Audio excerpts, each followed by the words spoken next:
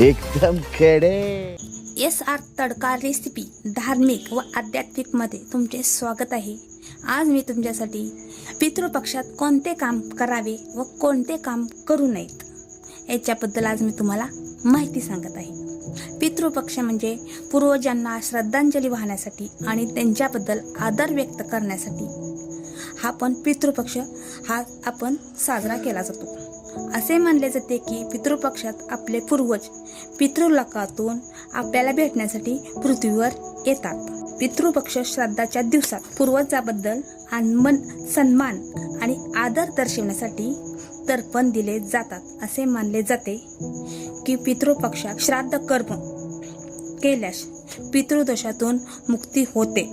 आपल्यावर आपले पूर्वज रागवू नये असे जर वाटत असल्यास आपण हे कामे करू नये। तर ती कोणकोणती कामे आहेत की आपण ह्या पितृपक्षात हे आपण कामं करू नयेत। तर पहिला आहे पितृपक्षात आपल्या एखादा गरीब भुकेलेला माणूस आपल्या दारात जर आला, अन्न मागण्यासाठी जर आला असेल तर त्याला रिकाम्या हाताने पाठवू नये। त्याला थोडेफार अन्न द्यावे व थोडे पाणी देऊन त्याचे मन तृप्त झाल्यानंतर त्याला पाठवून द्यावे। हे आपण पहिल्यांदा हे काम करावे। पितृपक्षात गाय, कुत्रा, मांजर, कावळा यांना सुद्धा वाईट वागणूक देऊ नये।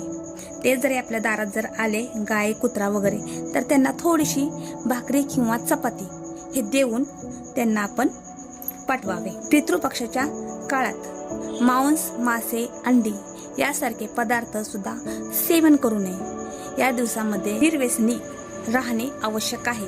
त्यामुळे जर आपण हे केलं तर त्यामुळे पितृ हे आपल्यावर नाराज होतील। त्यामुळे आपण हे काम करू नये। पितृपक्षाच्या दिवसात पती पत्नीने ब्रह्मचर्य पाळले जाईल याची आपण काळजी घ्यावी। त्या दिवसामध्ये शारीरिक संबंध ठेवणे टाळावे। घरातील वातावरण शांत ठेवावे। कोणत्याही प्रकारचे वादविवाद होणार नाही याची आपण काळजी घ्यावी। पितृपक्षाच्या काळात घरातील कोणताही भाग अंधारात ठेवू नये। सर्वकडे प्रकाशमय असे वातावरण ठेवावे। पितृपक्षात केस कापू नये किंवा नखे सुद्धा काढू नयेत। हे कामे अजिबात करू नये। पितृपक्षाच्या दिवशी आपण जे शिजलेले अन्न असेल त्यातील काही भाग आपण कावळा, गाय आणि कुत्रा यांच्यासाठी काढून ठेवावा। ते जेव्हा येतील त्यांना त्यातला काही भाग आपण त्यांच्या पुढे खाण्यास ठेवावा। पितृपक्षात कटू शब्द की एखाद्याचे आपले मन दुखवले जाईल, त्याचे मन त्याला वाईट वाटेल असे आपण कुठलाही शब्द आपण बोलला नाही पाहिजे।